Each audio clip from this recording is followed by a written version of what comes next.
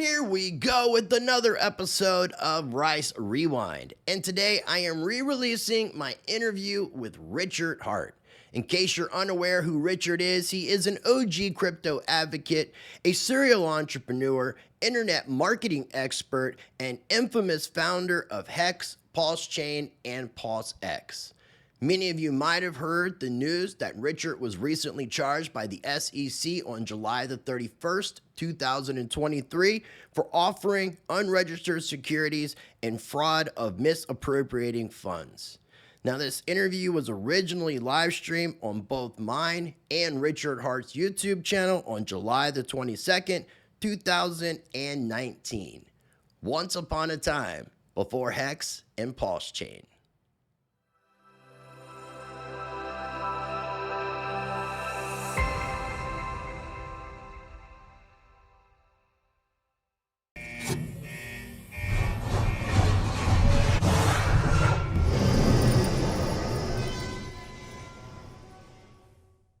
I think we're live, by the way. Cool. So, chat, I'm going to wait till you guys say electric plug, and then I'll know we're live. So when I see the word electric plug in chat, then I'll start talking smart people stuff. In the meantime, man, I just want to say I appreciate everybody for joining this live stream. I appreciate Richard Hart. Appreciate it for your time today. My name's Chris Rice Crypto. This is actually going to be a joint recorded effort, so you're going to see this on the Rice Crypto Show as well. You can check me out on my YouTube channel at Rice Crypto.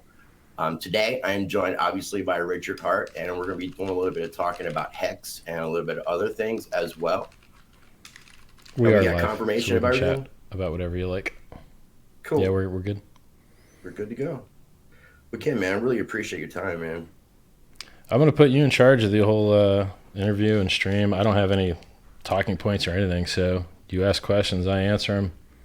Easy stuff. Yeah, I wanted to free flow it, because you're a wealth of information, man. You've been in this space for a long time.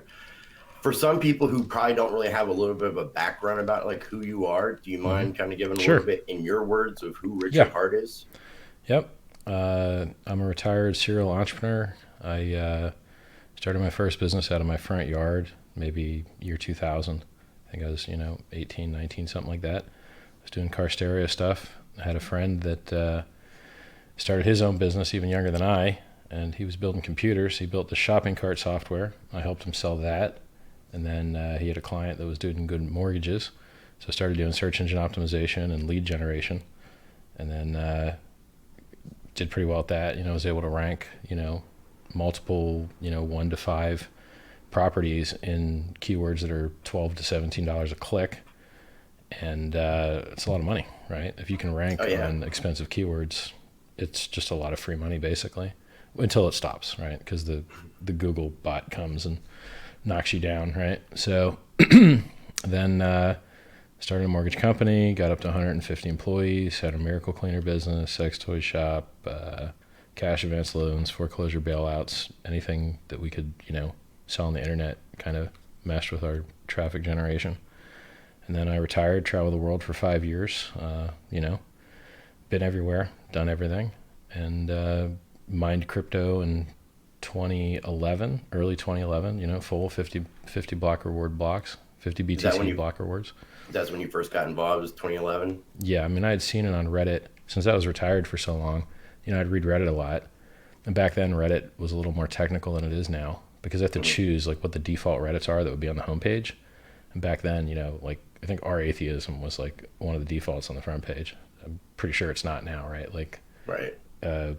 Social communities evolve over time, kind of towards the lowest common denominator.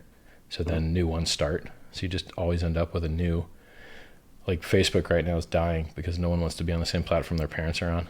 So they just, keep rotating. It's hard to beat Facebook because they keep buying all the competitors. Like they bought WhatsApp, they bought Instagram.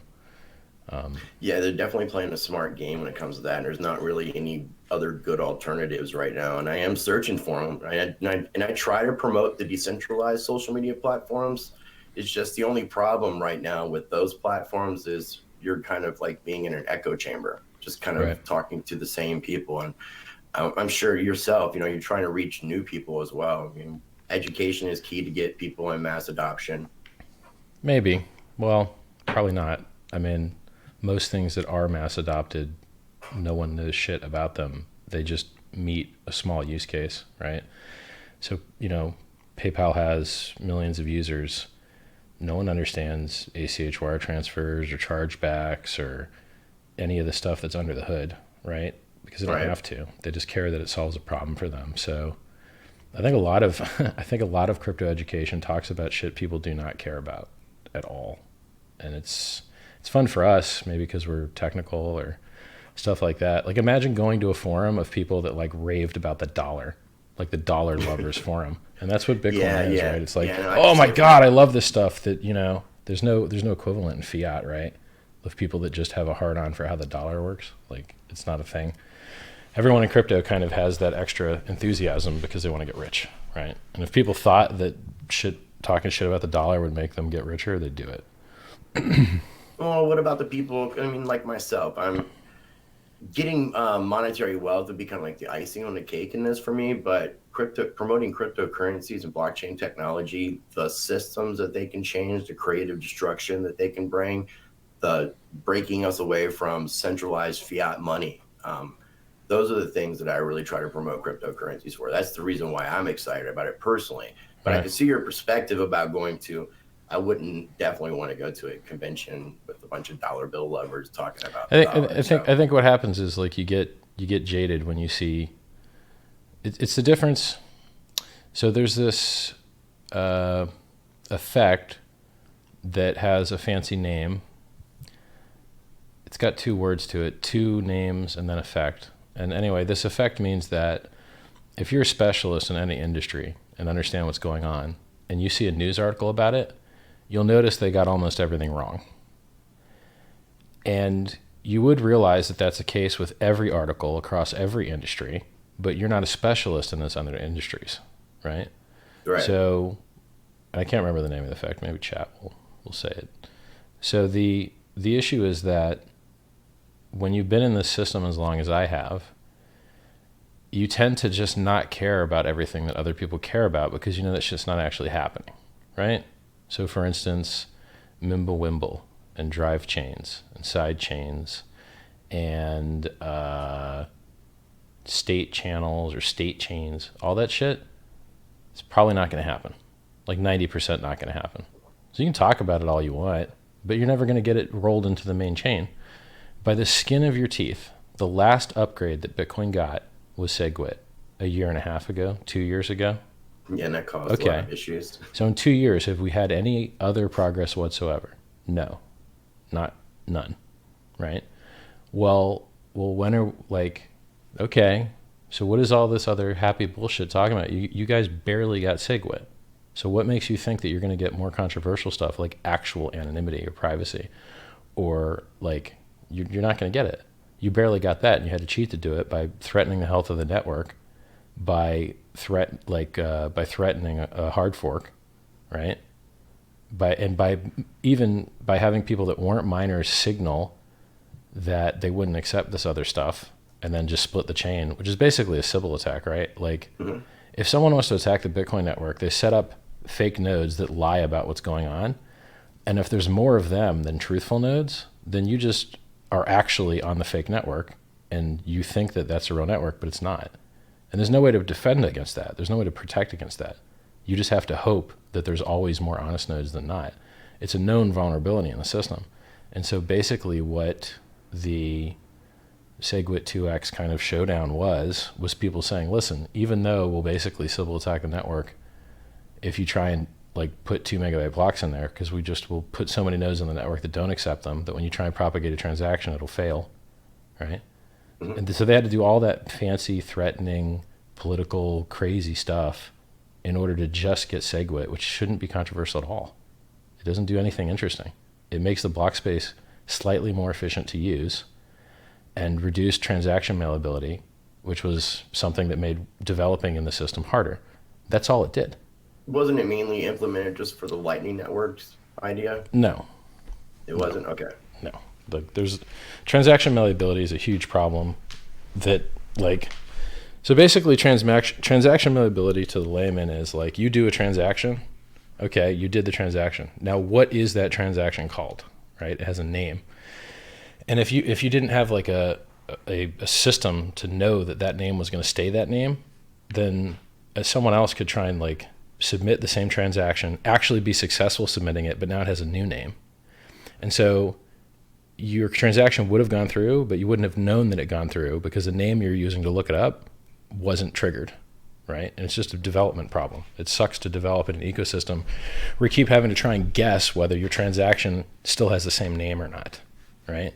So, so fixing that allowed people to develop in the Bitcoin ecosystem things like Lightning or just wallets or just shopping carts, right? It made everything better because it improved the way that developers could develop, right? That's not controversial. It's not, right? So, but they barely got it passed because, you know, the miners don't have the same incentives you do. You're happy to see the halvening happen in about a year where the miners start getting paid half of what they got paid the day before it. Right. You're happy to see that as a holder. You know who's not happy to see that? The miners aren't happy to see that because why do they need to get a pay cut? They're doing the same work. Why do they need to get a pay cut? Because the white paper said so? The white paper didn't even say so. The white paper never, ever, ever, ever, ever referenced the rate at which Bitcoin would be issued. That was a design decision made in the client, right? So go look at the white paper and tell me if you see anything about 50 blocks, halvening, any of that stuff. It's not there, right? So, so since we're talking about it, what are your thoughts like when that whole first fork took place, that with Bitcoin Cash and then later on with the Bitcoin Satoshi Vision, like with somebody who spent a lot of time reading the white paper, is there anything right now that is representing Satoshi's true vision? who gives a fuck? He like, is the new Corvette mid-engined model coming out in 2020 accurately representing, you know, Mr. Ford's, you know, desire to build the construction line? No, like it doesn't matter. Like it doesn't fucking matter what he wants. It does not matter whatsoever, right? What matters is that you are providing people a good or a service that they see value in, and that they invest economic mass into that. And then as the mass gets larger, the volatility gets lower, which funny enough, it hasn't actually. The volatility is higher now than it was in 2017. You know, like I want to tell this to everyone that's viewing. All you guys have bags of Bitcoin. That's why you're watching me. Okay? You want the price of Bitcoin to go up. I'm going to tell you the truth about Bitcoin and things that suck about it. Understand that the price is still going to go up. The software does not need to improve for the price to go up. The throughput does not need to increase for the price to go up. The adoption does not need to increase for the price to go up. Okay? If the Wall Street guys decide that they're going to FOMO this thing because it's a hedge against the dollar or whatever, that's enough for the price to go up 10x. You don't actually need anything to get better. So quit being little pussies and being mad when I tell you the truth about what's going on. Okay? Because people unsubscribe and get real crybaby and shit if you tell them the truth when all they want you to do is show their bag and lie to them. Okay? Right. That's what I appreciate about you, man. I mean, I love your honesty. Yeah, the price will keep going up, and that doesn't mean you have to pretend having no extra users is good. Do you see search volume increasing? Not really. Do you see wallet downloads increasing? Not really. Do you see transaction fees going down? Not really. Do you see on-chain transaction volume going up? Nope. Do you see, like, where's the good news? There's $10 million in the Lightning Network. What you going to do with $10 million? On a project that's worth 60, 100 million or whatever? Like whatever 18 million coins times $10,250 is.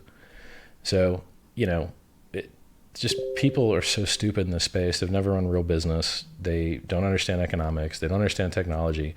They just want you to say things that their retarded brain thinks, price up, right? And I'm too smart for that shit. So if you want that, there's a lot of other YouTubers you can watch that will lie to you, and you can, you know, have fun with that.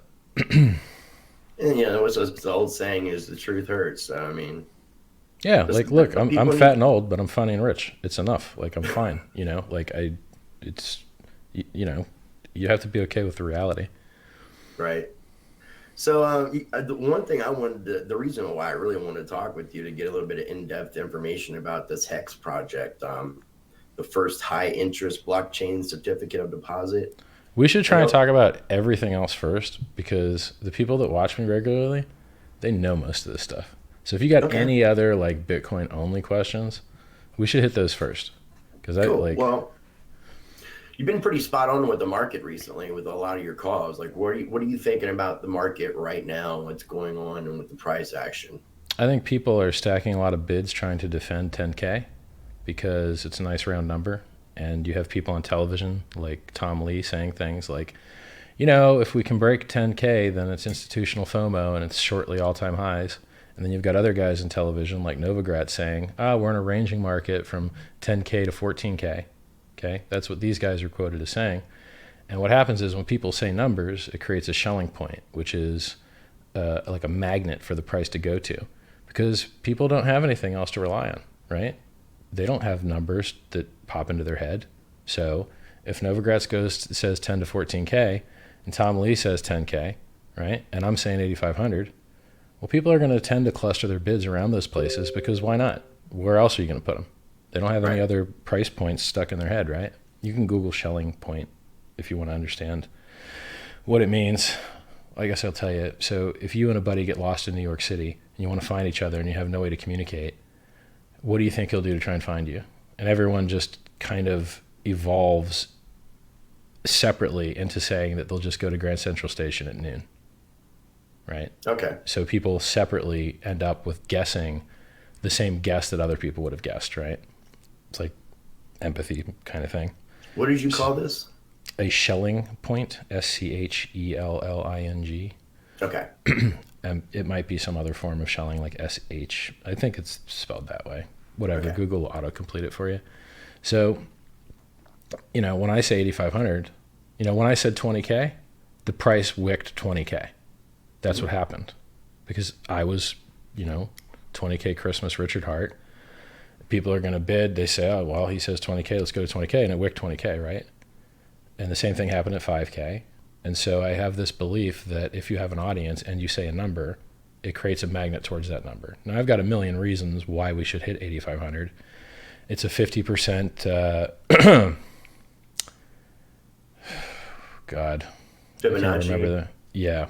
It's the 50% Fibonacci retracement of the parabolic advance. It's a 40% drop from the top, which we've done tons of times in the bull market in the past in 2017. It's, not too far from the 200 MA, which I think is like 7,250 or 7,500 now. So, it's within reason. What else? I don't remember all the reasons that we have to go to 8,500, but there's a lot of them, right? And you'd be happy trading just one of them. The fact that there's so much confluence there, you'd be happy to take all of them. Combine that with the FUD of BitMEX investigation, the government Trump tweeting against it, Munchkin tweeting against it, whose real name is Steve Mnuchin, who's the in charge of the Fed, not the Fed, sorry, the Treasury. No, he's like in financial services or something. He's the head of the Treasury. Okay. So he's, when money gets printed, his department of the government prints it. Being ahead of the Fed is far, far, far more important. I just saw on the cover of the Financial Times today that the Fed is going to cut interest rates for the first time in many years by 25 basis points, which will print more money, which should drive up the value of everything, right? Yep. And it's funny when people talk about gold as a hedge against inflation. It's still down 30% from 10 years ago. Gold is? So, yeah. Maybe it's down 28% now because it pumped a little bit, maybe 26%. Yeah, like everything else is up far, far ahead. All this stuff's based off derivatives trading, though. It's not based off honest, true value of what we see that metal being at. People say that shit, but and so much manipulation it's like, between look, all these different financial institutions. Yes, but if you can make money in manipulation, can't you make more money manipulating the way it wants to go anyway? Isn't it easier to make money manipulating for Bitcoin to go up instead of for Bitcoin to go down? Because it's a truly limited thing. So when people talk about like collusion and shit, it's easier for them to collude and let you make money with them, right? Than it is to like collude against you. So most of these like conspiracy theories, they don't really work. Like people say, oh, well, the exchange trades against you. No, it's not free for them to do that, because sometimes they'll get it wrong and then they lose money. It's not free for them to try and do that, right? Like, there's a lot of stuff people think that's free. Like, oh, I'll just trade the Bollinger Bands and I'll just buy the bottom and sell the top. No, it repaints, bro. You're going to get wrecked. Like, there ain't the free money taken. All the free money's taken. What's left is the hard money, right? So it's I don't buy the gold suppression cabal thing. And it was said that the cabal would suppress Bitcoin, and we 5x'd in 4 months. So where's the fucking cabal now, right? CME opens, price dumps from 20K to 3K in less than a year, and then pumps 500%. So everyone that was long made more than everyone that was short. So where's the cabal? Everyone that longed 3K or 4K or 5K, everyone that longed, if the price right now is 10K, everyone that longed under 6K made more than people that shorted the top and sold and bought the bottom. Longing's just better. So, like, where's the fucking cabal now? It's stupid, right? It's not the case. They make more money watching the price go sky high, which is why the price goes sky high and everything, right? Everyone that longed the S&P 500 got rich forever because it's at all-time highs, and everyone that shorted the S&P 500 got ruined. And the same thing with Bitcoin. Like, longing it beats the fuck out of shorting it. Yeah, that's why I'm wearing my shirt, long Bitcoin shirt, short the bankers. Yeah, well, see, that's funny because the bankers know more than you do, right? I know. So it's like everyone thinks that Bitcoin is this revolution that's going to change the world until you realize that the people that it serves are the people that started with the most money, right? So there's a lot of really rich people that have more Bitcoin than me. Why? Because they cared more about Bitcoin? No, because they have more fucking money. So I don't exactly understand how people think that they're going to be jumping up rungs in the social hierarchy when the bankers have already, like, did you buy 3K? Because I bet the banks did. We're buying their bags back now. They're already ahead. Like, they made the bottom. No one called me up and let, like, there was no future on premiums. There was no futures premiums. There was no options premiums. There was no volume on CME. And the fucking bottom just came, right? Somebody bought that shit. It wasn't retail. There's no Google searches, right? So whoever that guy was, or entity, or group of entities that bought that, they did fucking great. Now we're not sitting at a 5x now. If the bottom was about 3150, 3188, something like that. Mm-hmm. And then now we're sitting, last I looked, at about 10328. I figure it's 10250 because the back test came out now, and if it's like buy the rumor, sell the news, okay, it's kind of out now, so that's kind of news, so let's dump this shit. 10-3. And then you have this liquidity thing. Like, people think that stacking up bids over 10K like makes it so that the price doesn't go there. It makes it so the price does go there, right? So if a guy wants to sell his bag, and he's a big bag, right? He doesn't want to sell into a thin order book where he has a lot of slippage. So he just doesn't sell. But if people stack enough bids there, well, then it doesn't cost him much to sell into it in slippage because he can fill his whole order there. And so these liquidity pools act like a magnet. And when people try and stack up bids at 10K to defend it, they actually suck the price down to it because some big bastard wants to get filled with no slippage. It's funny. Yeah, I mean, and it's such a small market that, if you have enough influencers like yourself talking about prices, I mean, it's real easy to... From that perspective, sure. Yeah, I agree with that. From that perspective. I mean, look, when you look at how thick the order books are, they're less thick since the BitMEX FUD. Rumor of an investigation with no documents to read is kind of shit, and no quoted individuals, and like, that's not exactly good FUD. Hey, we heard that maybe some bad shit's gone down. Now, okay. BitMEX doesn't allow U.S. residents to technically use their service, right? You would have to use Correct. a VPN and go through all the different back channels and all that. So how does the CFTC or anybody have any type of saying in what BitMEX is doing? I'll walk you through that. If you're not a U.S. citizen or a citizen of another banned place, and you're in vacation on the United States, you won't be able to use your BitMEX account because they'll think you're American and might kick you off. So what you do to protect yourself is you get a VPN, and their servers are in Ireland. So I tell people to use the Irish exit node because you have the least latency to their server. And then when you connect, they don't have any reason to believe that you're an American, and you never have any problems. So if you go to richardhart.win, where you want that 10% discount on trading, richardhart.win, click it, and you access it through a VPN with an Irish exit node, then you're not going to have those types of problems. And they don't ask you for personal information. They don't ask you for ID. They don't ask you for anything interesting whatsoever. So you can trade in one confirmation by just sending some coins there. So. But what does the government, our United States government, have to do with investigating BitMEX if they don't allow U.S. citizens to trade on their exchange? Yeah, pretty much. Like, they would have to make the case. It seems like it would be out of jurisdiction. Well, yeah, it is, and it should be. They would have, like, you would have, in order for me to care about that, you would have to show me precedent in case law showing that an internet, that a website has to, it's untenable to me. Like, I don't see any way the prosecutor successfully makes that case that a website is responsible for verifying your residency before they can sell you something.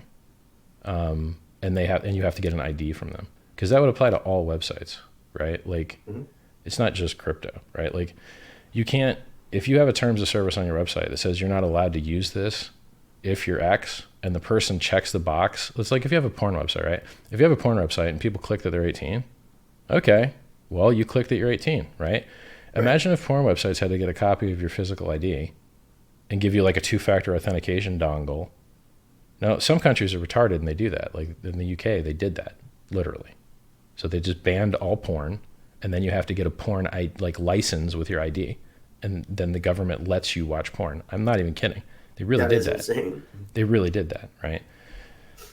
I mean, like, if you believe in unlawful search and seizure, searching someone's porn habits is pretty fucked up, right? Yeah. Like, that's something people would care to not have searched. And in the UK, they just are such pussies that they're like, yeah, fucking, give away all our rights, right? Well, don't people in the UK pay for that television viewing service where it records them watching TV too?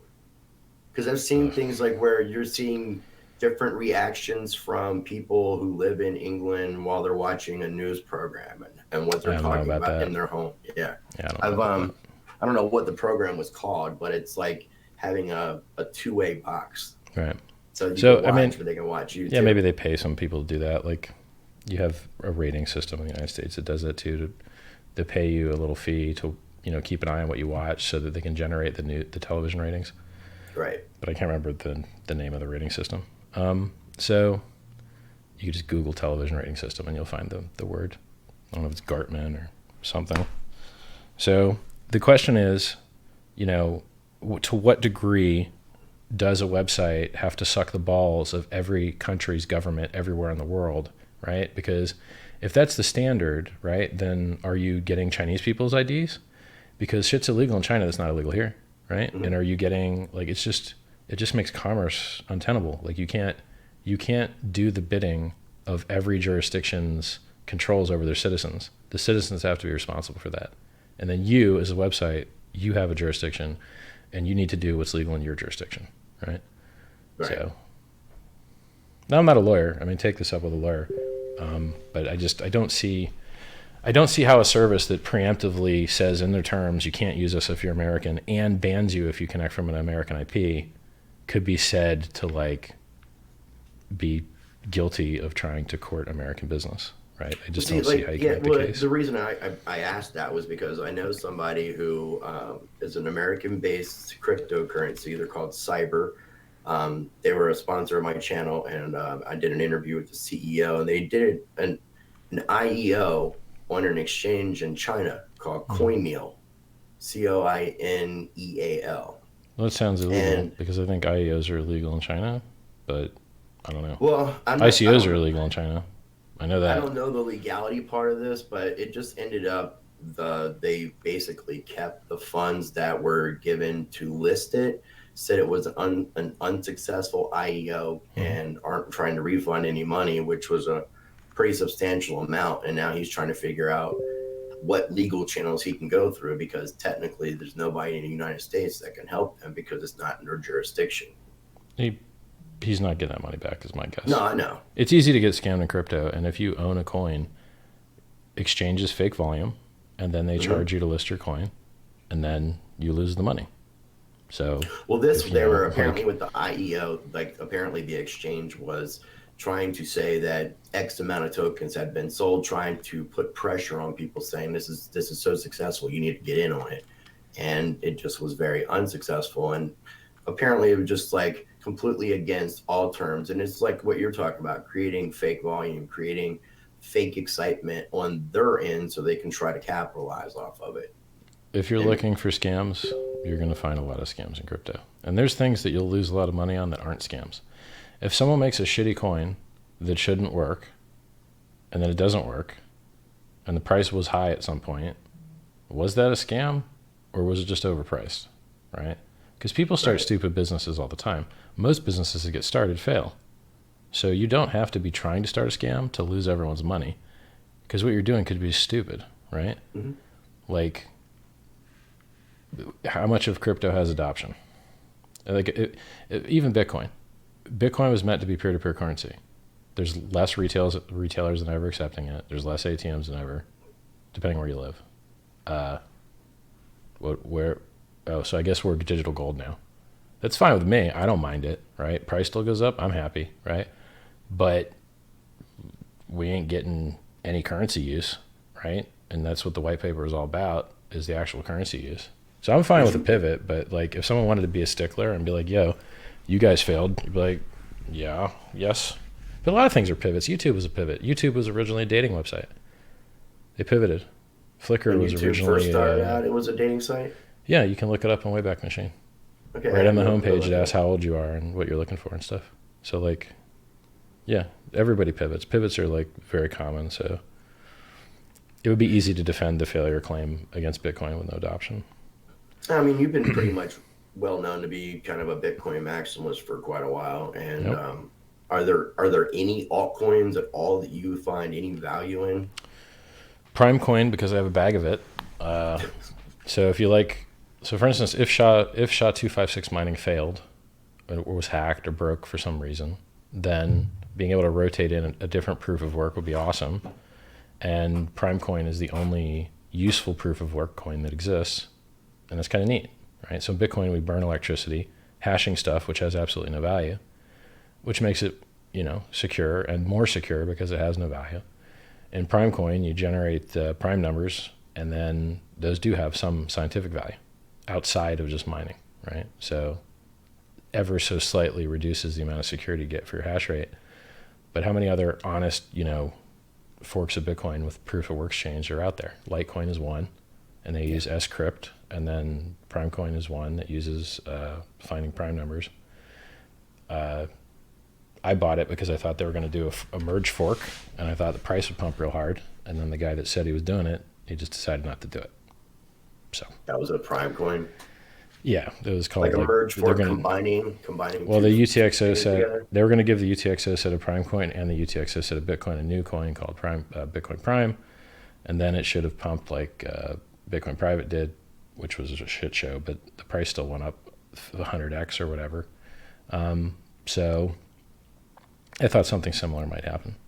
It didn't, so I got wrecked on that. There's a project out. There's a cryptocurrency called Goldcoin that has been out, I think, since like 2013. It's traded on Bittrex. It was originally, I think, a code fork from Feathercoin, which I think was a code fork from Litecoin, which is a code fork from Bitcoin. Well, long story short, they're doing what you're talking about, what Primecoin was going to do, and they're calling it a reverse hard fork.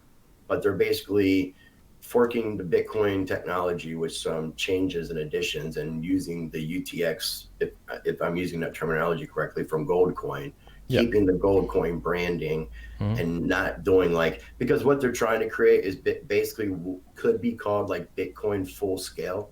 And they feel like they're creating a solution to the scaling, but instead of using the Bitcoin name and creating just another Bitcoin fork, they were keeping the branding of the Goldcoin, which I thought was an interesting concept.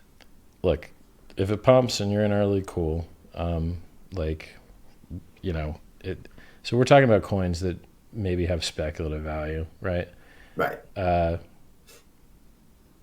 Those would be more exciting if the alt season kicked off, right? Which it may never come. Like, maybe we don't get an alt season. I don't know. I think we will. So the belief that I have is people that got rich owning Bitcoin then they tell their friends are jealous about it. They see how high the price went up, so they don't want to buy it because they figure they missed it.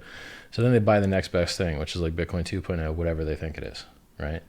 So if the bull market runs for a little while, then you'll get, I believe, investments into alts. Then someone else posted a theory about how the alt season market usually kicks off, a year after the halvening, which is in about a year.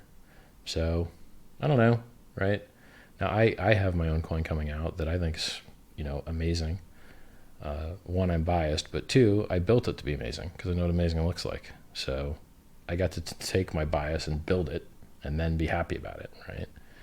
It wasn't like I got a thing and then decided to like it. It's like I decided what I would like and then build that. And then now I like it because I built it to the spec that would make me like it.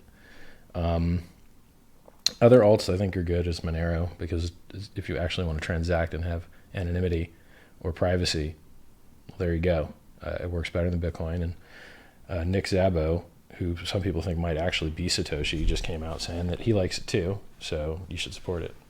He tweeted that yesterday, the day before, which is tempting the maximalist wrath, because maximalists just want to pump their bags. They don't really give too much of a shit about, actually getting things done. And Monero actually gets things done, right? Like, you want to pay someone anonymously, you don't have that option available to in Bitcoin.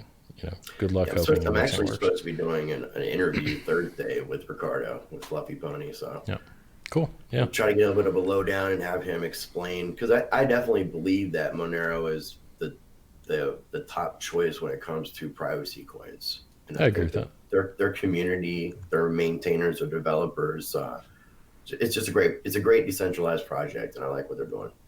Yeah, I mean, it works. I mean, I could list you all the things that suck about it, but people tell me, Rich, you're so negative. You're like, no, actually, I'm really positive about the shit that's true.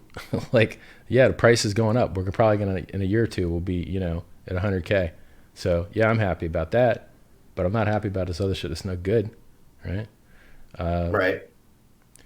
Well, so do you think that as we get more of this like institutional money coming in and things like backed coming out, do you think we're going to start seeing some of these speculative projects just falling through the wayside and just being done with, and us minimizing how many cryptocurrency and projects are out there?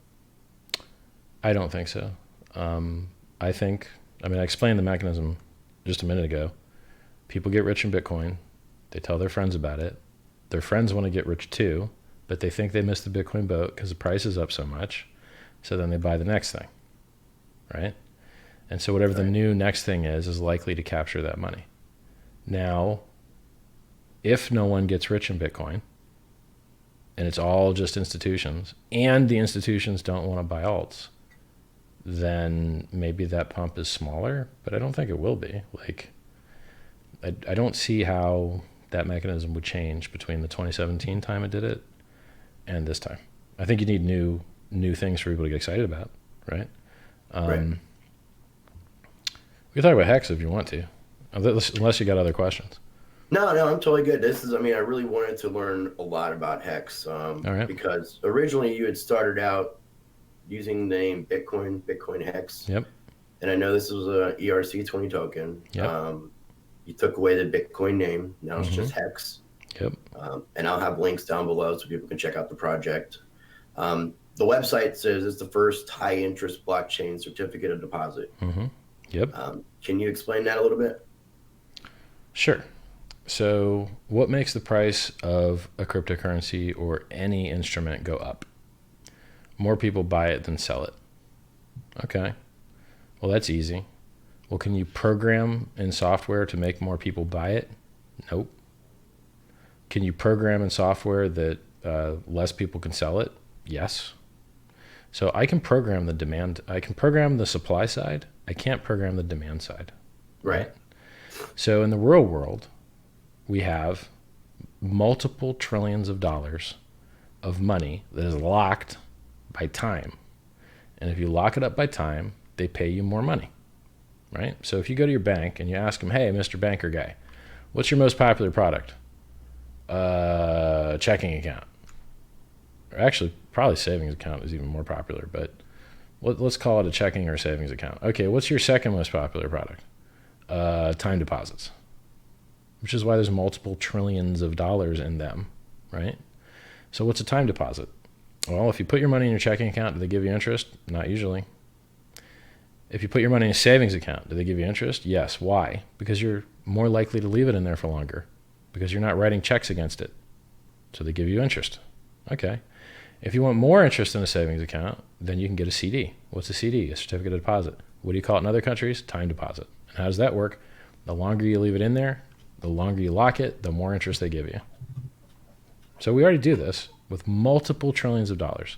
I think it's like 6 trillion in the United States, maybe 5 or 6 trillion in China. The stats are in the white paper beta. If you want to download the white paper beta draft, it's in t.me/hex crypto. And then in the welcome message, it's a link to white paper beta and a layman's guide that explains how the contract works and a lot of other cool stuff. So no cryptocurrency is addressing the market of multiple trillions of dollars that is in time deposits. None. Naval, who's a very successful startup entrepreneur, thought leader in the startup space, technology space, society space, everything space, pretty much. He it was either him or Balaji. Sorry if I get my Indian gurus mixed up. They posted, "Hey, is anyone working on like monetizing like time locks?" I'm like, "Yes, actually, because I'm a genius." All right, go to hex.win. So why is this so awesome? In Bitcoin, miners have to pay bills. And to pay those bills, they sell coins and drive the price down. Why? What else are they going to sell? Right? They buy mining hardware, which is expensive. They put it in a facility, which is expensive. They have electric bills, which are expensive. And they pay those with coins that they sell. And then occasionally they start their own copycat currencies to try and compete with the money that everyone paid to Jihan through Bitmain. Jihan then used to try and kill Bitcoin by trying to make Bitcoin Cash, something that he held a lot of, take over the position of real Bitcoin. So all the money that miners gave him, he used to fuck over those people and hurt their investment, right? That sucks, right? Yeah. The miners don't talk in my chat. They don't come on interviews. They don't talk to you on Twitter. They may not speak English, bro. These people are not your buddies. They're not your friends. They're not trying to help you. And they often fuck things up, right? And the funny thing is, when you pay miners a block reward, you're paying them for security. And who are you paying them for security from? Other miners, right? So the miners are the people that would attack your ass in the first place, which is hilarious, right? So what if you could run a cryptocurrency and not pay block rewards to miners? Well, that's what we do in Hex. We pay our block rewards to people that hold instead, which means we don't have any externalities. We don't have electric bills to pay. We have very little electric bills to pay because you only need to pay the miners to do a transaction, and you don't need to do many transactions because everyone's locked up. That's where the profit in it is to lock up your funds, right? So you don't need very high throughput to do that. So like if you open a 10-year stake, you need 2 transactions in 10 years. Well, that ain't too hard, right? So we pay all the inflation to people who have their coins locked, which is very similar to having no inflation. Because if it's locked, you can't sell it and you can't drive the price down. And so when they actually get their coins unlocked, whenever that time is when the inflation comes on market. So, we're starting off with 3.69% inflation, and Bitcoin started off with hundreds of thousands of percent annualized. When you go from one block to second block, you just doubled the supply of the currency right there, right? So, it took Bitcoin about 11 years to get down to a similar rate that Bitcoin Hex will be starting off with after its launch phase at year 1, week 50, really. Okay. So, we'll have, like if you look at other currencies and you look at their inflation rates, they're just insane. Like Zcash, I think inflation rate this year is like 45% or 40%. Maybe it's 35% now. That's huge, right? And that's why the price just keeps going down. So, in our system, the entire game is if you get in early, you get more. If you lock longer, you get more. If you refer people, you get more. And then everyone gets their like ducks in a row the first year, trying to get as many shares as they can, because at the end of the first year is when we pay all the unclaimed coins.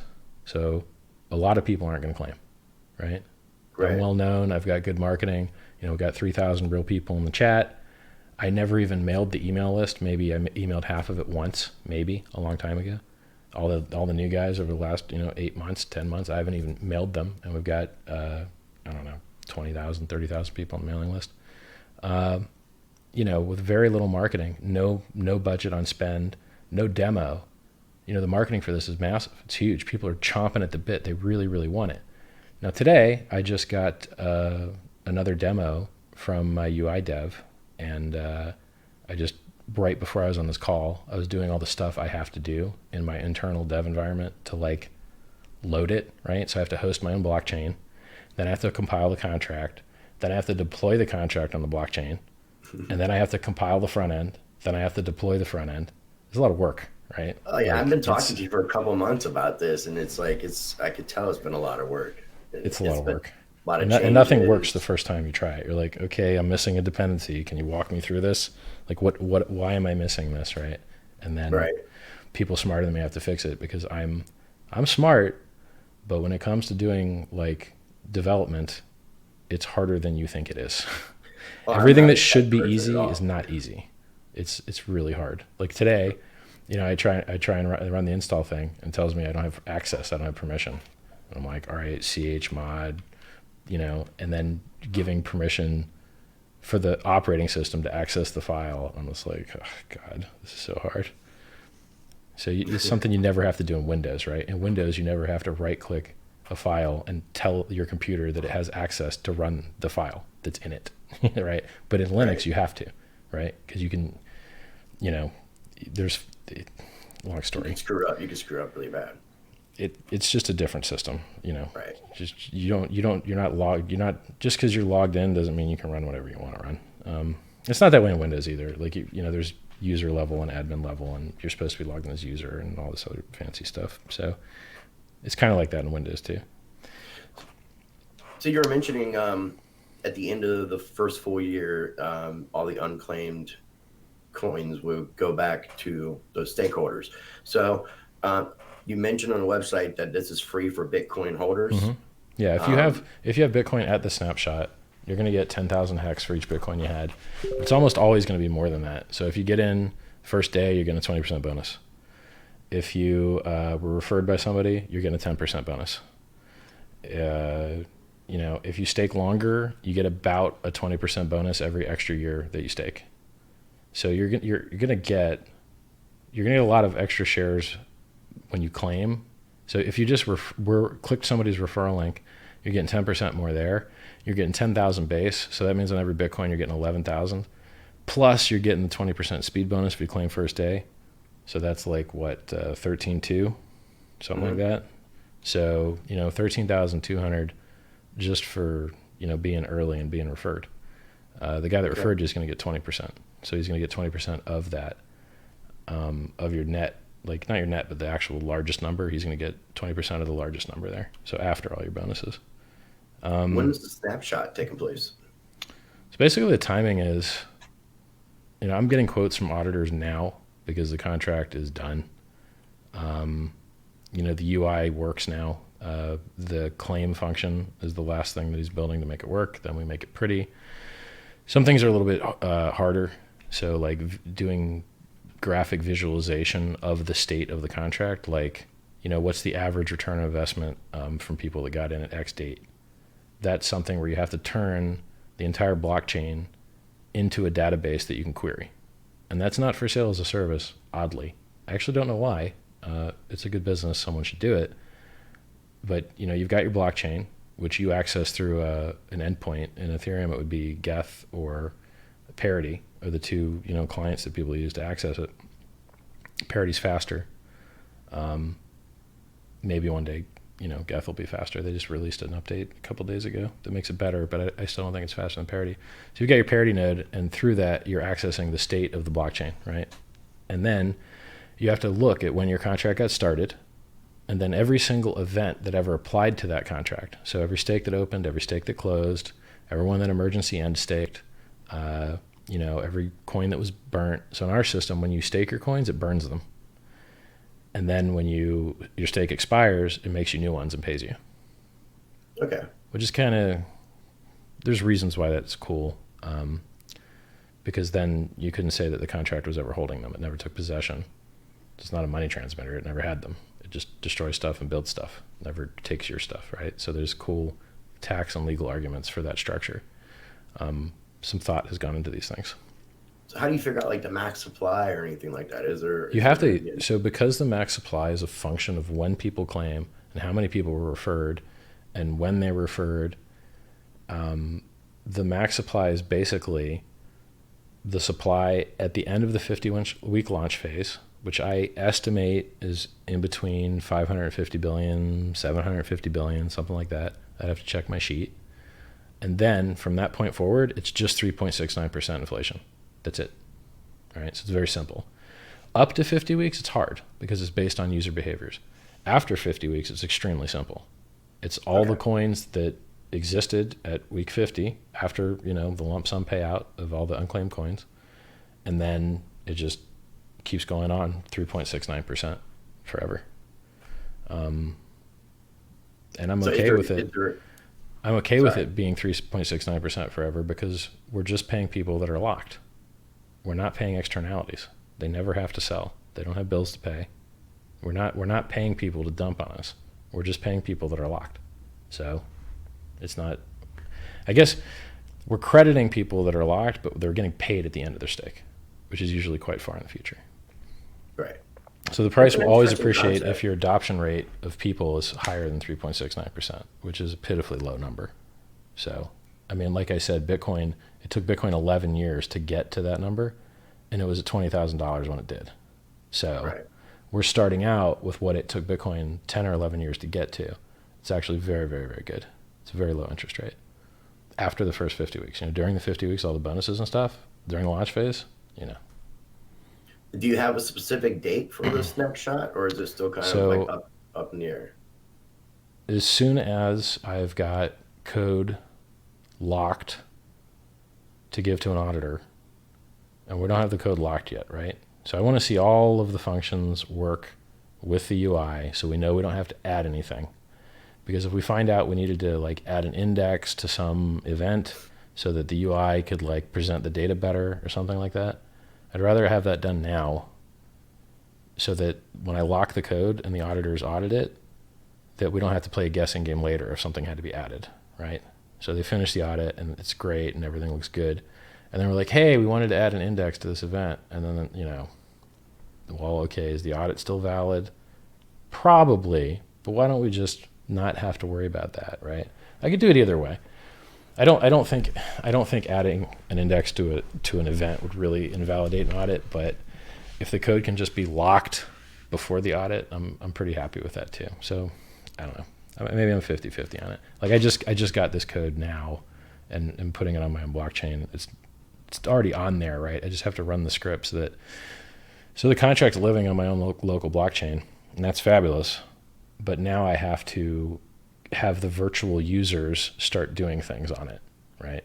So they have to open up stakes and close stakes, and I'm just getting to that part, right? Once we've done that with every phase, right? So OpenStake, the only functions are as follows. You can claim your free Bitcoin, and when you do, you're auto-staked for 50 weeks. So you can't dump on people until you've seen the system, you've seen some gains. Now you can dump if you want to, right? So you're 90% auto-staked for 50 weeks. You can choose to make that stake longer so you get more bonuses, right? But it's a minimum 50 weeks with no emergency end staking. 10% you can dump if you want. Have fun, right? This is a great idea because it stops people from joining the system that just want to dump on you. The people that are likely to join and stay, we're going to stake longer anyway. They don't care. The people that are likely to join and dump are less likely to join now because you're getting paid 90% less because it's delayed, right? Or they think it's 90% less because they only care about now. But if they were smart and cared about later, they'd realize it's more. So we're making it so that people that are likely to dump go away. We're not interested. And the people that are likely to stay join up and stay, right? Because that's how we get maximum price appreciation.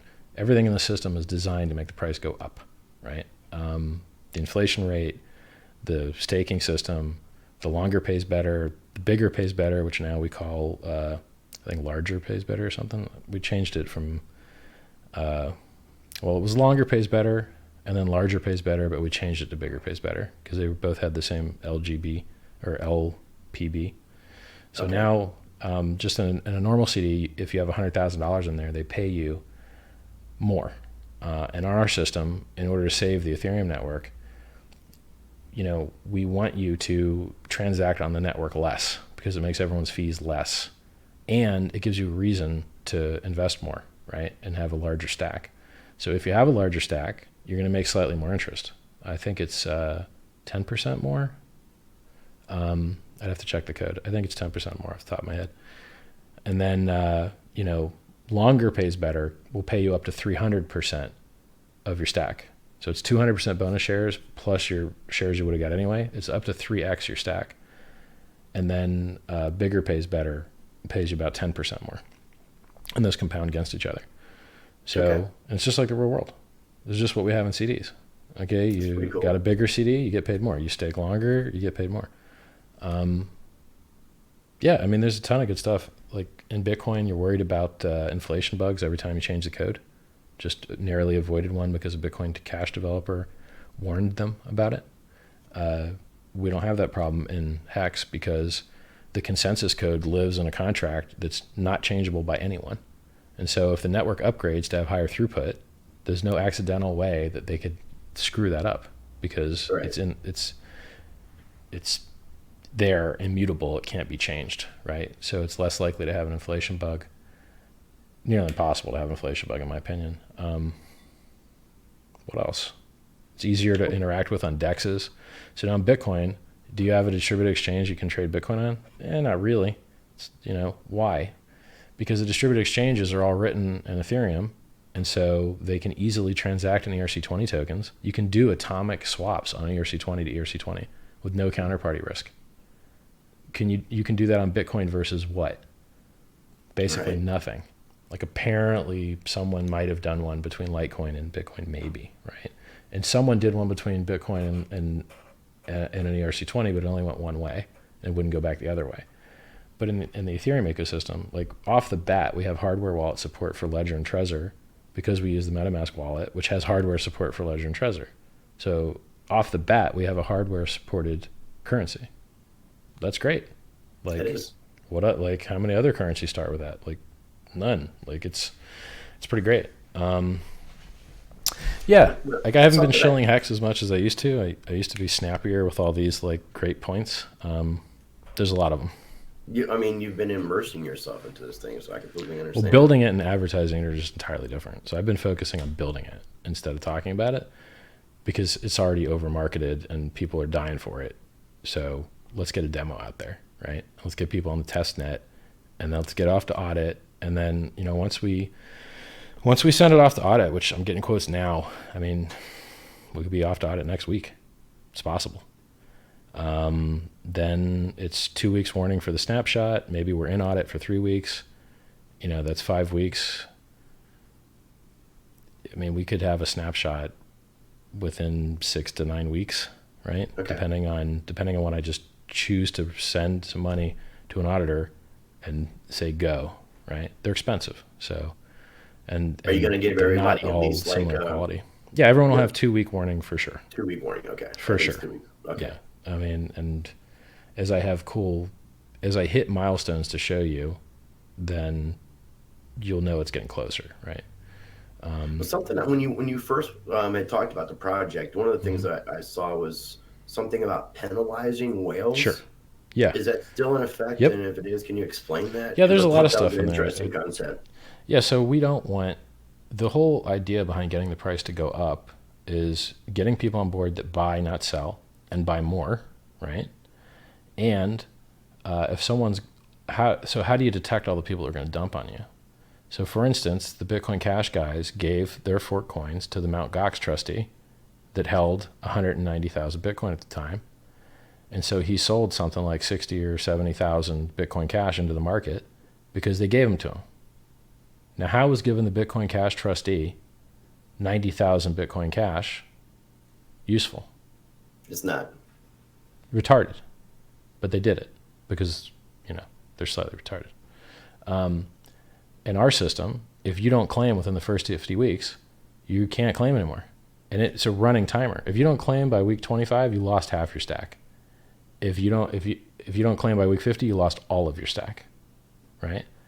And it's even worse than you think it is, because even if you don't, so let's say you wait till week 25 to claim and you do get half of your stack, you've been diluted out the ass by everyone else because they've been getting everyone else credited for everyone else's the interest, which gives them more shares, which will give them more of the unclaimed coins at the end. So the guys that get in early get more of that giant stack at the end, which is where the most of the returns in the beginning are going to come from, the unclaimed coins. Okay. Because a lot of people can't claim because we don't support multi-sig. A lot of people can't claim because they're dead, probably Satoshi. Lost coins, right? And then there's some addresses that they just can't claim because of other technical reasons, right? So of coins that can claim after the whale penalties, there's maybe 12.4 million coins that can claim of the maybe 17.5 million that exist. Maybe it's like 17.8 million, I'd have to check. So, right there, if 100% of people that possibly could claim did, there's still 5 million coins being distributed to people, which is a 50% payout right there, right? And then I don't think I'm going to get every single possible Bitcoin holder to claim because it's hard to reach everybody, right? You tend to get exponential growth in your system. And because even though we're getting exponential growth, the people that get in late are getting paid exponentially less because those coins are being given to people who got in early. So it's like, it's very interesting. I pulled every lever I could. So I even have my own affiliate link to get my own affiliate clicks. So you can be a shillionaire? Yeah, I want to be a shillionaire. So if you go to pumpamentals.com, that puts my cookie on there. And then everything in the system was designed to have a pumpamental, right? There's things that make these systems work well, and I included them. What's another thing? So emergency end staking.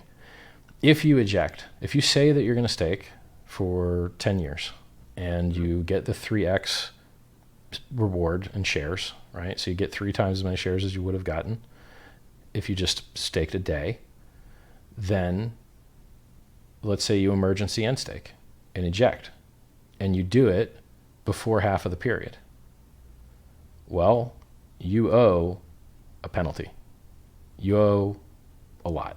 You're not going to make any interest on that. And if you did it early enough, you'll eat into principal. So if you stake long enough and eject early enough, you can nuke your balance to 0. And that money gets paid a penalty to the staker pool. It also gets paid to the origin address, which gets a copy of the bonuses. It doesn't get interest. It doesn't get interest, and it doesn't get, I don't know, some other thing. There's 2 things it doesn't get. It does get a copy of, like, if someone gets a referral bonus, it gets a copy. If someone gets referred, or so there's 2 bonuses on refer. If you're referred, it's 10%. If you refer somebody, it's 20%. It gets copies of those. The unclaimed coins it gets a copy of. So that stuff is the only way to get this coin to be a Bitcoin holder, or can you once it's released, there's another way. Be bought? So there's 3 ways to get it. You can get it from somebody else that got it, which kind of dodges the question. So there's really only 2 ways. You can either claim or refer people, or there's an adoption amplifier. So here's the way the adoption amplifier works. If in our referral system that's going to generate a lot of traffic, you can only make money on people that had Bitcoin at the snapshot. Well, that sucks because most people will not have Bitcoin at snapshot because most people don't have any Bitcoin at all. So as a refer, that would suck. So what we did was we added an adoption amplifier where now the referrers can make money on people that put Ethereum into the contract. So if a person, every day there's unclaimed coins. those unclaimed coins are going to be paid to the stakers at the end of the claim phase at 50 weeks. A copy of those unclaimed coins gets put into the adoption amplifier where people can send Ethereum in and then get Hex out at the end of the day. So the first day, it's 1 billion coins. The next day, it's probably 500 million. It's probably near 500 million for the rest of the time. You have to guess how many people are going to claim and when they're going to claim. But based on an okay guess, that's about the numbers, right? And we're preceding the first day because we have to, because there's no unclaimed coins the first day, right? So you only get your first batch of unclaimed coins at the end of the first day.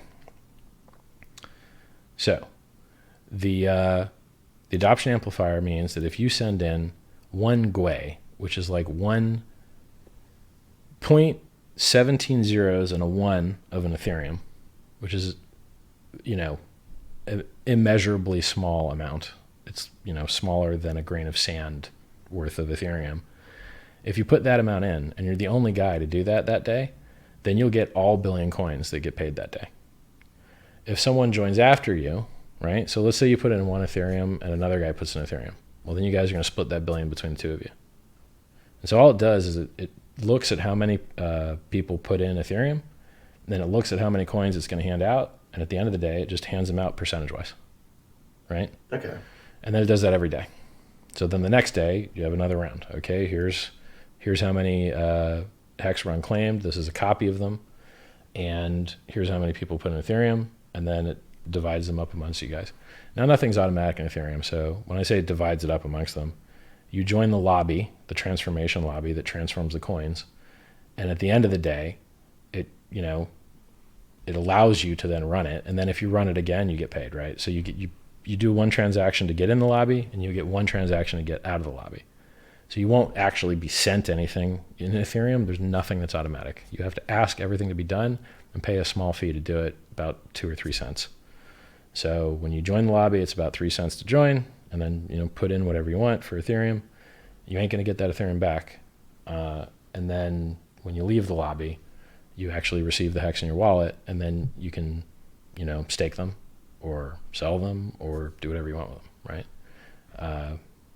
The game is pretty much, if you get in early, so if you get in early in the lobby, then you can start staking earlier, then you can build up a larger stack internally that then pays you more of the giant payout at the end of the 50 weeks because it cascades, right?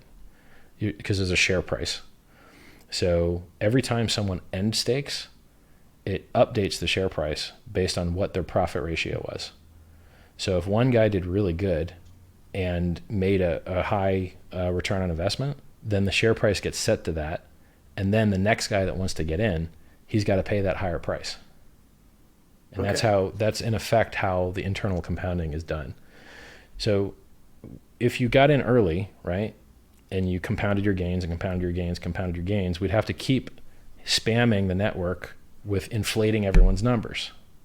So instead of doing that, we just did the inverse, which is mathematically the same, which is we just have a share price that keeps going higher. So instead of having to compound everyone's shares and create larger and larger numbers, we just have a share price that goes up. And so now if you get in later, you're going to have less shares because the share price is higher because all those other guys got in before you, right? Okay. So there'll be a chart of the share price, and there'll be a chart of when stakes are coming available, right, to be unstaked. And then there's, if you don't end stake when you said you would, you'll be penalized after a 2-week grace period, 1% every week, right? And that gets paid half of it to the staker pool, unless someone of the niceness of their hearts runs the good accounting function and saves you from being screwed like that.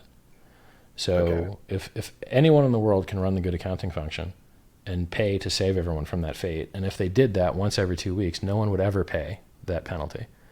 The reason for that is when you have shares in the share pool diluting everyone else's payouts because you're reserving payouts for yourself, if your stakes expired, you're reserving payouts you can't even get, and you're just paying everybody else less, and it's not fair. And so who should pay to do the logic to update the state of the system to remove your expired stake?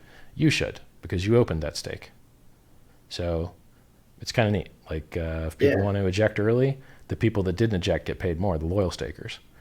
If people, get in and get a bonus and then just let their stake expire and basically screw everyone by getting everyone else paid less because they were in there sucking up money that they're not even going to get paid, well then the stakers will be made whole. I think you'd have to check the math on it, by getting half of that guy's penalty, which is all of his money, right? Like if you don't end your stake and you wait 100 weeks and no one else ran good accounting for you, I mean, it could be the case that someone out of the nicest of their hearts, because it's so cheap, just runs this for everybody every 2 weeks and then no one ever pays it.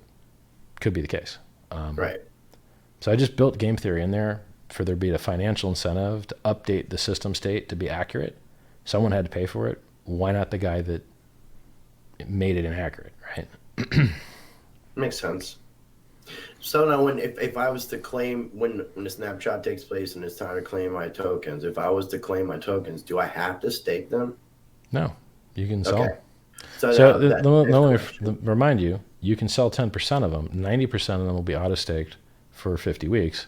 When the 50 weeks is up, then you can run the end stake function and then, do what you want with them. And so you plan on having Hex listed on exchanges? Well, I'm assuming, IDEX, IDEX, who has the most volume of any DEX on Ethereum, said they wanted to list it. And Ether Delta will list anything that you have the address for, because anyone can add anything. I think they have a lot less volume than IDEX does. When we're in audit, I'll be making the phone calls to all the, normal exchanges people we've heard of, see if they want to list. I'm careful about what I tell you what's going to happen, because in order to not be a security, you have to not give money to a common pool with the expectation of profit from the work of others, which means I got to make sure you expect no work from me, right? So if great things happen after launch, great, but I'm not promising you them, don't expect it, because I don't want to be a security, so I can't give you those expectations, right? No, yeah, you're definitely treading on some interesting grounds all the way around. And for you to have to take all this legality stuff into effect, I mean, people don't realize that. I mean, you made the wrong decision. You could be paying for this in the worst of ways. Thanks for that positive framing. I don't mean it like specifically. I'm just saying in general, if somebody makes the wrong decision, the government can come at you and make it very, very hard. The less that you piss the government off, the better your life will be. So if you can do good things without stepping on toes, great, right? So I have never and will never tell you that there's some work that you're going to be getting because you paid some money for a thing. When it's launched, it's not editable, it's not changeable, it is what it is. It's audited, it's awesome. It's probably more secure than Bitcoin, at least from inflation bugs, which is the only real problems Bitcoin's had. They had to roll back the chain once because someone printed 6 billion coins. And they had you can read about the report on what happened with the recent inflation bug. So like the incidence report. If you like that and you like the mad gains, you like the pump up NLs, and you love the stake until you make it and the program to pump and all the other awesome stuff. We got a bunch of guys that love to make memes.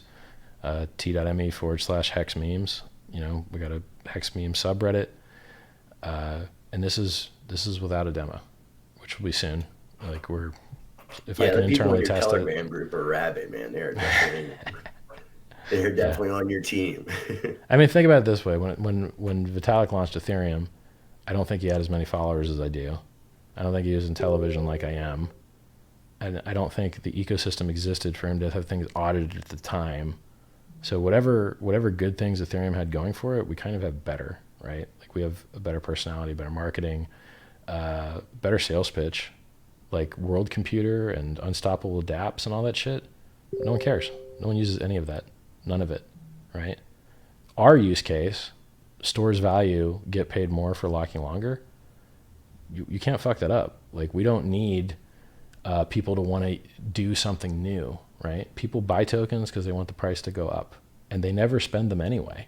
They just hold them. So why not get paid to hold them, right? Like everything we're doing is proven, tried and true, 90+% of the actual utility in crypto. All these other tokens that, we're going to replace cell phones. No, you're not. Oh, we're going to replace internet access. No, you're not. Oh, we're going to timestamp. You ain't timestamping shit. No one cares. truly no one cares at all. Like, are they, no, and there's no adoption anywhere in crypto except for speculation. And so we're doing speculation better. And we're addressing something that's got a $4 trillion market cap. If you look at Ethereum and you think, all right, well, what's the market cap for dApps? There really isn't one, right? Like CryptoKitties. I mean, and think about this: how much demand are we adding to Ethereum's ecosystem? Well, in theory, not that much. If stakes have longer periods, well, this is a low amount of overhead, right? This is not driving up fees on the ETH ecosystem much, and we designed it to have low impact on the ecosystem because we like cheap fees, right? And then if for some reason ETH sucks, all right, well, we can airdrop everyone to this system on another substrate that works better if we need to, right? So if we have to pivot, we can. I don't think we'll have to. I think Ethereum does have the most devs, and they do have the most stuff figured out, and they are working on Scalable the hardest. It's definitely the right ecosystem for what we're doing. I mean, yeah, they definitely. I mean, between all the people working with Ethereum, yeah. I mean, there's no comparison. Like, I know there's a lot of other platforms that are trying to compete with what ETH is trying to do, but they do not have the team that Ethereum has. The team or the hash rate or the tools, or like, if you want to launch a cryptocurrency, Ethereum's the best. If you need to do things, if you're just launching a cryptocurrency that doesn't actually have to do things, there's better options. I won't tell them to you because I don't need more people fighting for money. Right. It's like when Hex is launched, if someone were to ask me, how can I make the most money in crypto? I'd probably tell them, well, you're going to make the most money in the thing you get in the earliest. Why? Because it gets harder to pump things that are larger and larger, right? Mm-hmm. Like, I'm glad we got our 5X from 3K, right? That's awesome. When I called the 20K Christmas at 3 or 4K, all right, there's a 5X, right? And I'm okay with calling, 100K now, right? 60 to 100K, I'm okay with calling a target for the top of the next bull run. But why am I calling 60 to 100K?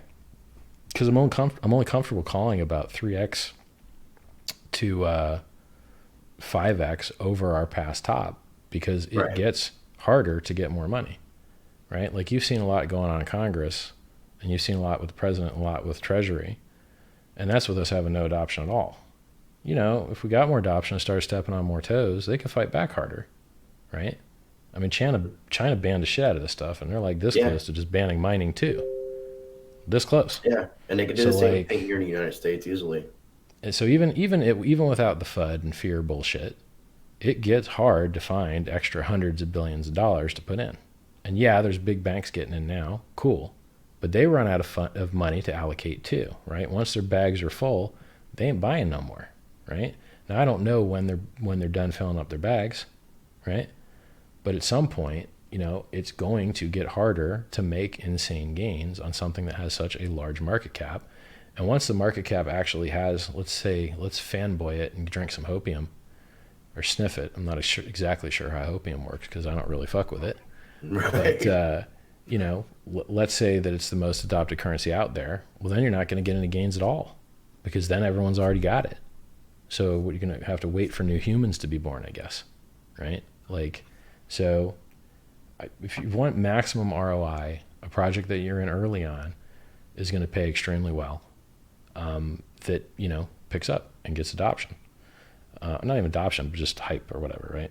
Because these prices go up to infinity on no adoption whatsoever. So if a project is fake and doesn't work but has good hype, it's going to go to the moon. Congrats, welcome to crypto, right? It does the same shit in the stock market too, right? Theranos was fake, went to the moon. Enron was fake too, went to the moon. So, yeah, world's first Bitcoin blockchain CD addresses a multi-trillion-dollar market no one else is addressing. Audited smart contract you can feel safe putting money into. And it's totally, there's no middlemen, right? So, if you have to buy from an exchange instead of the adoption amplifier, maybe they don't give you your money. Maybe they lose your transaction. maybe they don't like you anymore and don't let you log in. Maybe their cold wallet gets hacked. Maybe they never had a cold wallet and it was really hot the whole time. Mount Gox.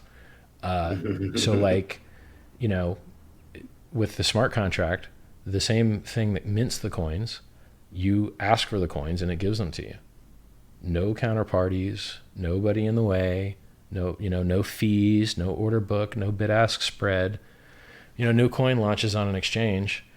Dude market buys into a basically empty order book, buys like, $1,000 worth. It really only gets $1 worth because he just pushed the price into the outer atmosphere, right? And then it instantly comes back down. And he just got like one little tiny unit of the currency he tried to buy because he didn't understand how order books work, right? I just saw that happen on an exchange, I don't know, a couple weeks ago. Happens almost every time any token launches. And then the chart looks like crap forever because that guy bought into a nearly empty order book. I did that when I first bought Bitcoin too. So I understand. I was smart back then. So, I mean, being really smart and being successful in business and such doesn't mean you understand how order books work. It's hard to learn when you first see it. Trading itself can be hard. A lot of people think they know what they're doing.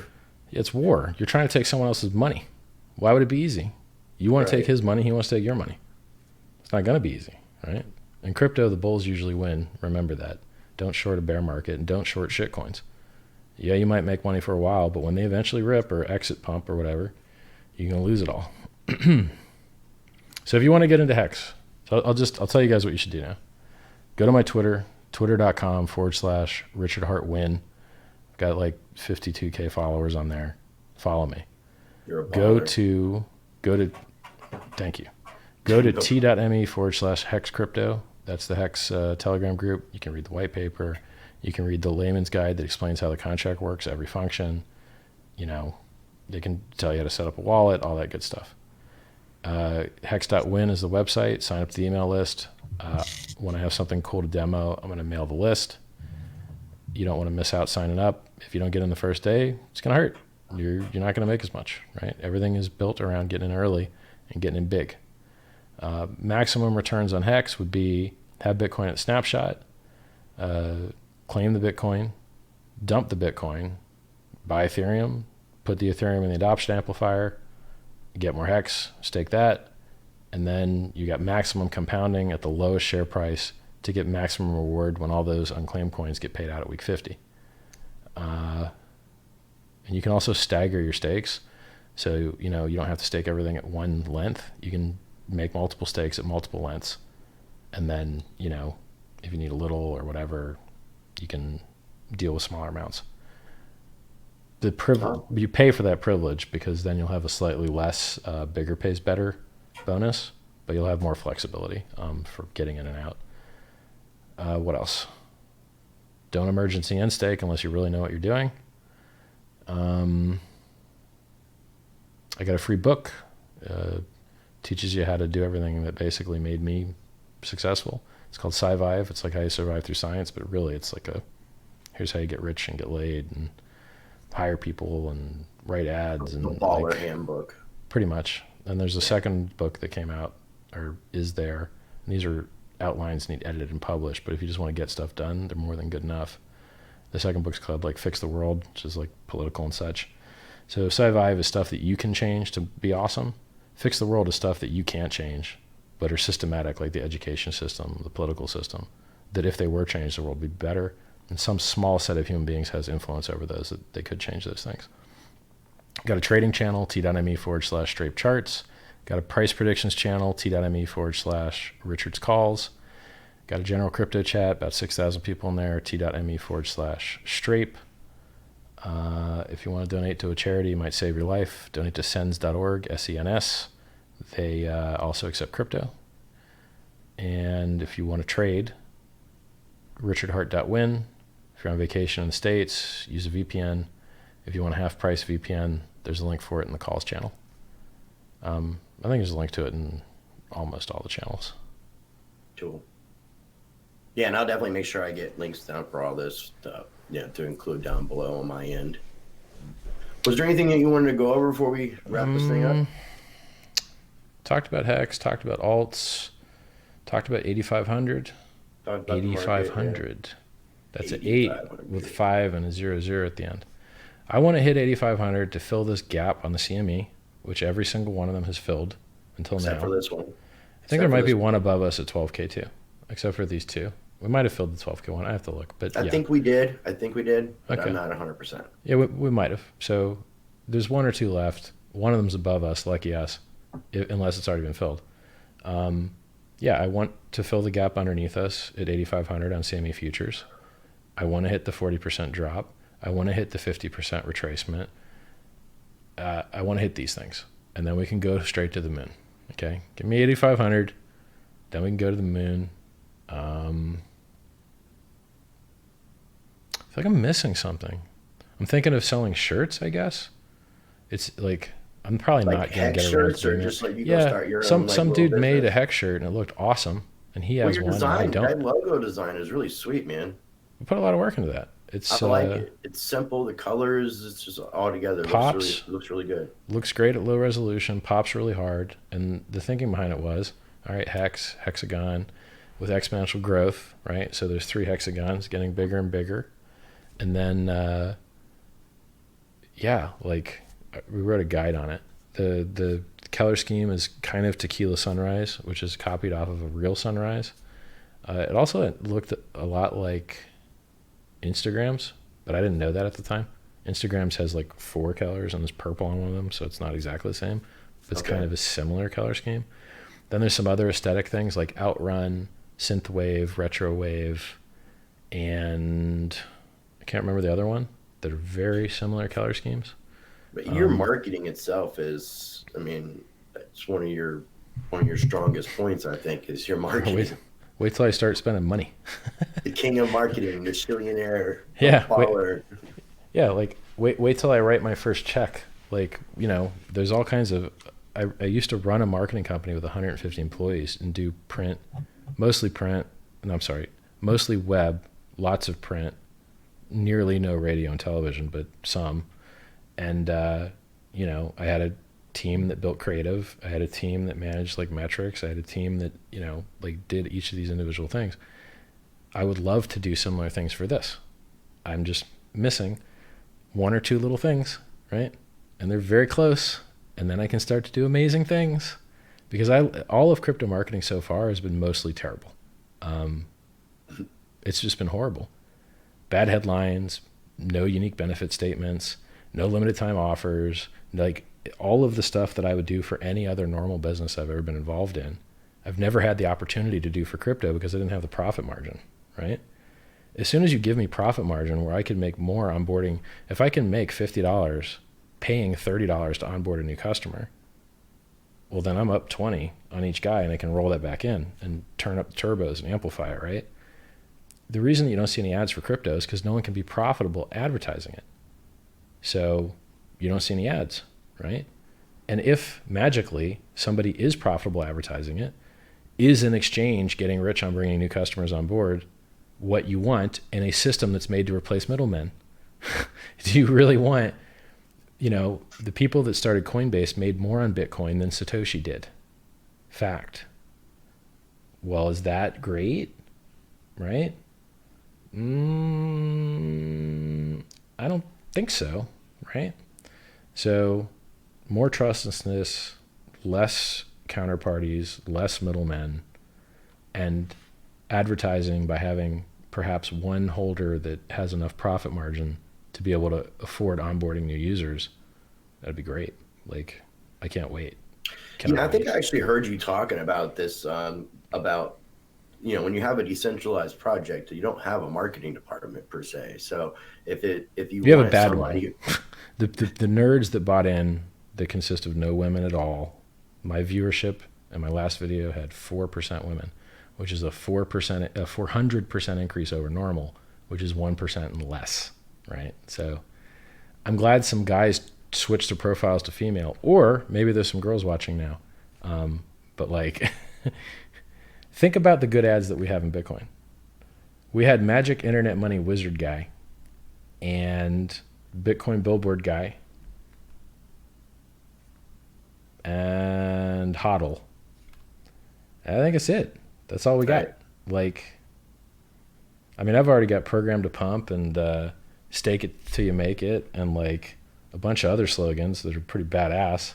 Stake it till you make before it. you even have a demo, you know, like I don't know. I guess no one's ever really done a good job advertising Bitcoin, in my opinion. And I've been there since nearly the beginning.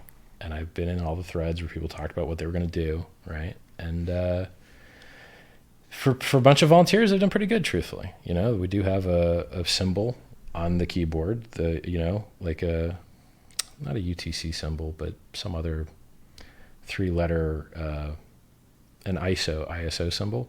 So we do have like an icon that you can use textually to represent Bitcoin. That's pretty cool.